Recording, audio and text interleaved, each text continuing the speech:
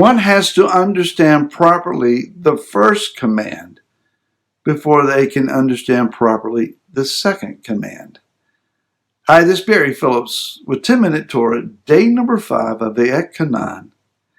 And let's look a little further in Devarim, Deuteronomy, chapter number 5.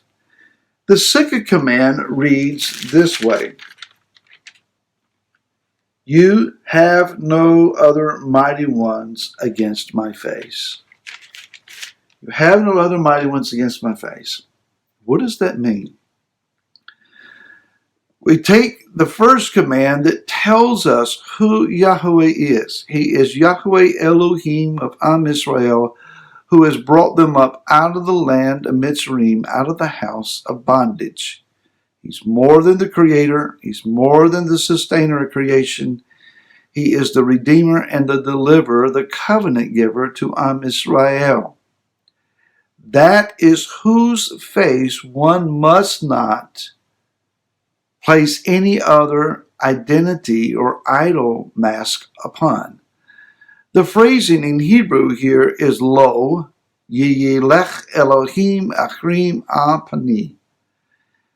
The literal word-for-word translation here is, not he shall become to you Elohim other ones on faces of me. And that's not understandable English. A better rendering in our language is, he is not to become Elohim with another face on him. He is not to become Elohim with another face put upon him. Basically, this tells us that we are not allowed to re-identify him, rename him, or replace his reality with a more palatable version, more suitable to our own taste. When one studies the deeper realms of rabbinical writings at the Sud level, we find that there is an understanding that there is a part of Yahweh that is unknowable, that is beyond our ability to fathom or even discern. Now, when I read that, I began to realize that there is more about Yahweh that I do not know than that part of him that I do know. Not only that, the part that I do not know is beyond calculation. It's immeasurable. I don't have the power to discern it. I don't have the power to understand it. There is a part of him that is beyond any human reach. And that part that is unreachable is beyond all measurement, all calculation. What do? Suppose that the part that we know is only the good part, and all that we don't know is the bad part. What was revealed to me is the unknowable part of Yahweh is consistent in character with the revelation of him that we've already received. Yah is not schizophrenic. He is not multi-personalitied in that we never know which version of him we're going to get. The part that has been revealed to us in his word through the face of Yeshua the Messiah is very much consistent in character with that I have no capacity to even begin to imagine. And of that I can be comforted and assured.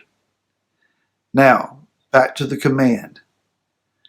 I am not allowed then to reimagine him, because I don't have the power or the authority to do so. Yah says, when I came down to Mount Sinai, no one of you saw my face or my image so that you would make an image of me. Yah does not need you and I to paint our imagined portrait of him, because it would be a complete failure. He's never asked any of us to create a graven image of him, because that's the way the gods of the imaginations of men exist. Yah does not need a reimagined imagery of him, for he already has his revelation to all upon the earth. It is in the lives of those who are in covenant with him. When you and I walk in obedience to him and to his commands, we are his revelation in the earth. Hebrews chapter 1, verse 3 says that Yeshua is the express image, the very brightness of his existence, his essence to us. So when we look into the face of Yeshua, we see Yah. Yeshua says, if you have seen me, you have seen the Father. As Yeshua lives and dwells within us, then those who see us have seen the Father. If we are obedient to his word and consistent in his character, as it has been revealed to us. Again, Yah's command is, do not find a more palatable version of me that you think the world is more readily able to accept, and take and create a mask of that and put that over on my face and then tell the world that that's who I am. Yah says, I am that I am. Yah does not change. He's never going to change. And he does not need you and I to fix him or change him. Any attempt by man, by groups, communities, denominations, circles of influence, rulers of this earth, systems of religion, any attempt by any and all of these to alter him in any way, plain and simple, is idolatry. You can put any religious symbol on it that you want. You can call it any glorious doctrinal name that you want. It's idolatry. It's time for you and I to know the authentic Messiah, to know the real Yeshua. It's time for you and I to be in the Father's presence and let him reveal himself as he really is. No more shadows, no more games, no more preferred versions. Father, may your face and its essence be revealed to us. Not that we see you physically as a picture, that we see your heart, that we see your compassion, that we see your mercy and your loving kindness and your powerful deliverance and your mighty right arm moving in the midst of us to deliver and to save us. Now, if we go back to chapter number 4, verse number 4 says, but you who are clinging to Yahweh your Elohim are alive today, every one of you. The word here for clinging is an interesting word.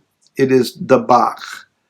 And the word dabach means to cleave, to keep close, to hang on like glue, with devotion and loyalty. We are to wrap our arms around him tightly, cling to him, and stick to him like glue. Yet in verse number 24 of that chapter, it says, for Yahweh your Elohim is a consuming fire, a jealous El. Have a question for you. Maybe we can ponder this throughout Shabbat. How do we cling to Yahweh our Elohim when he is a consuming fire?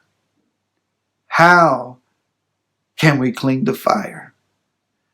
The word here for consuming is akal, to devour or to eat. And the word for jealous, as is in a jealous El, kana, not bearing any rival, to severely avenge any departure from himself. Yah is he then who eats and devours, consumes, who does not tolerate any rival to himself. How do we stick to someone like that, even like glue? How do we do it? by being willing to be consumed.